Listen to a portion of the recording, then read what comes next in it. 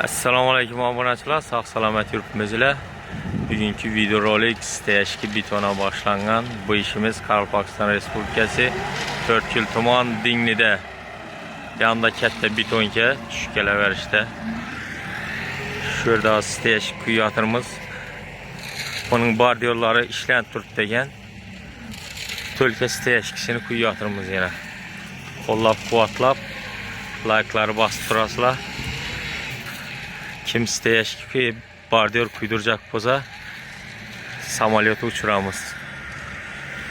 Zey çıkmaslık için kilenki taşap, yine setki, doğaç taşap, şunetip işlenedi bu yine. Garajın içe mana doğaç taşalıp, teylerine çeyge taşalıp, vartalyot ebzetilini yürtüledi üstüne. Vartalyot tayardır tuttu yine. Bir günde bitiyordur, Xudo xolasa bir gün azanda başladık, bitirip gidemiz.